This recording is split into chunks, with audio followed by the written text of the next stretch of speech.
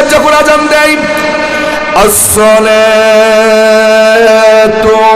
খায়রুম মিনান নাওম। আরো জোরে বলুন আল্লাহু আকবার। সবাই আওয়াজ দিয়ে বলুন আল্লাহু আকবার। আসসালাতু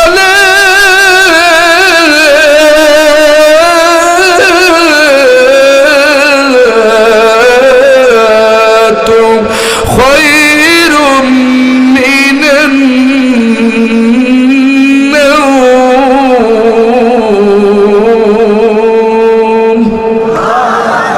আল্লাহু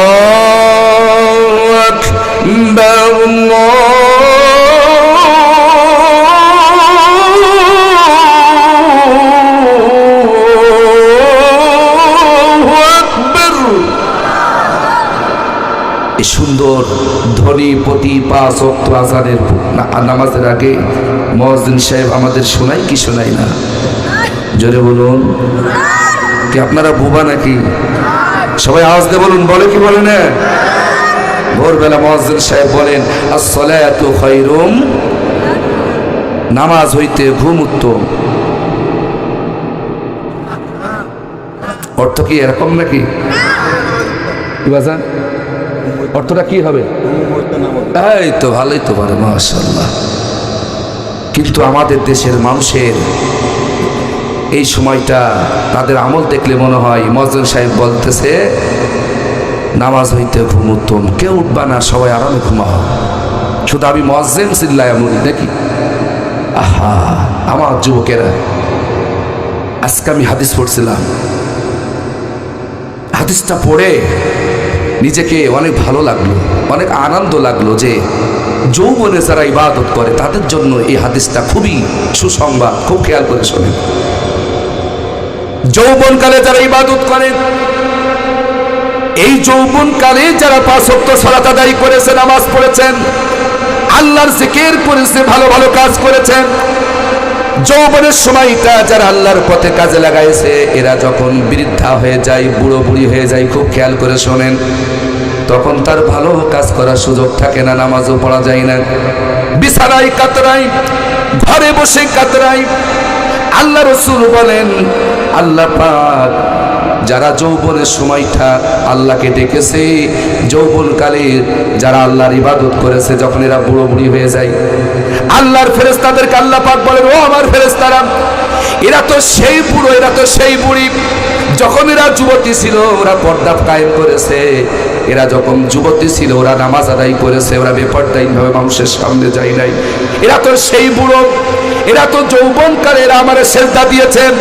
মুয়াজ্জিন সাহেব যখন আসসালাতু খায়রুম মিনান নাওম বলেছে, এ যুবকেরা আর বিছানায় আরামে ঘুমাই নাই, এরা সাথে সাথে প্রচন্ড শীতের ভিতরেও এরা উঠে পড়েছে, ঠান্ডা পানিতে উজু করেছে, ঠান্ডা পানিতে উজু করে ওরা মসজিদে কাঁপতে কাঁপতে চলে এসেছে। এরা তো সেই বুড়ো, এরা যৌবনকালে আমার নামে তাকবীর দিয়েছে, এরা তো সেই বুড়ো, এরা যৌবনের কালে একজন নারী তাকে প্রেম নিবেদন করার জন্য তাকে আমন্ত্রণ জানিয়েছে, এরা তো সেই বুড়ো, এরা প্রেমিকার সুন্দরী যুবতীর প্রেমের ডাকে তারা সাড়া দেয় নাই, ওরা যতটা আমার ডাকে সাড়া দিয়েছে, জোরে বলেন সুবহানাল্লাহ। এরা তো সেই বুড়ো, আজকে এদের শক্তি নরমাল হয়ে গেছে, এরা আজকে বুড়ো হয়ে গেছে, আজান হয়ে যায় মসজিদে যেতে পারে না, মাহফিলের এরা পোস্টার, এরা মাহফিলের প্রচার শোনে, এরা মাহফিলে আসতে পারে না, এরা তো সেই বুড়ো, এরা যৌবনকালে মাহফিল শুনেছে, কোরআনের পক্ষে কথা বলেছে, কোরআনের ময়দানে স্লোগান দিয়েছে, ও আমার ফেরেশতারা বুড়ো হয়ে গেছে, তাতে কি হয়েছে? আজকে তাদের আমল নামায় যৌবনকালে তারা যেই যেই কাজগুলো করত, আজকে তাদের আমল নামায় সেই সব নেকিগুলো তোমরা তাদের মৃত্যু পর্যন্ত লিখতে থাকো। সুবহানাল্লাহ, জোরে বলবেন না?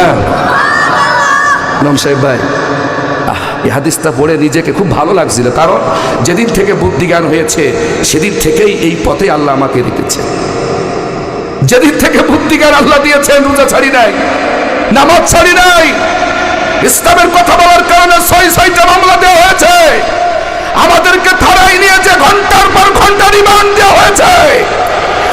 বছরের পর বছর আমাদেরকে বাড়ি ছাড়া করা হয়েছে, ঘর ছাড়া করা হয়েছে, স্ত্রীর কোলে মাথা দিয়ে থাকতে দেওয়া হয় নাই। আমরা তো সেই যুবক, আমরা যৌবনকালে আল্লাহর স্লোগান দিয়েছি ময়দানে কোরআনের রাজ কায়েম করার জন্য। আমরা ময়দানে আল্লাহু আকবার ধরে দিয়ে বাতিলের বিরুদ্ধে কথা বলেছি।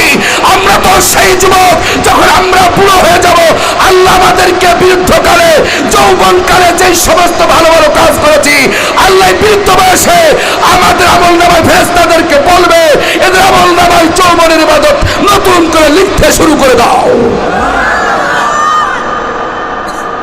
এটা আমি আজকে সকালে হাদিসটা পড়ছিলাম, শুয়ে শুয়ে নিজেকে খুব ভালো লাগছিল। হে আমার যুবকেরা, তুমি ঘরের মায়াই ঘরের ভিতরে আছো, তুমি স্ত্রীর মায়ের ঘর থেকে মাহফিলে আসতে পারো নাই, তোমার কপাল পুড়ে গেছে।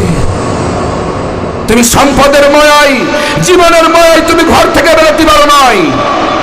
আহারে বুড়োকালে যৌবনে যেসব ইবাদত আপনি করবেন আল্লাহ ফেরেশতাদেরকে বলবেন এরা যৌবনে যে সমস্ত ভালো ভালো কাজগুলো করত এই বুড়োকালে তাদের আমল নামায় সেই কাজগুলো নতুন করে লিখতে থাকো।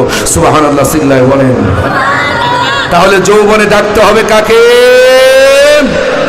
আমাদের অনেক ভুল হয়ে গেছে, আমরা অনেক পাপ করেছি, অনেক অন্যায় করেছি, আমরা সবাই মারা যাবো। হে আমার বাবাজিরা, হে আমার যুবকেরা, হে আমার মায়েরা, ফিরে আসুন, আল্লাহর কাছে ক্ষমা চান, আল্লাহর কাছে মাপ চান। আমাদের আমল নামাটা পাপে ভরপুর হয়ে গেছে, জানি না এই পাপ নিয়ে যদি মারা যায় 40,000 বছর নিম্নে কবরে থাকবেন, সেখানে আমাদের জন্য দুঃখ মুসিবত, সেই মুসিবত থেকে দুনিয়ার কেউ আপনাকে বাঁচাতে পারবে। যৌবনকালে যত ইবাদত করবেন, বুড়া হয়ে গেলে বুড়ি হয়ে গেলে তখন তার আসতে পারবেন না।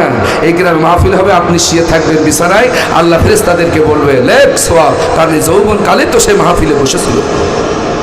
সুবহানাল্লাহ বলবেন না, বলবেন না?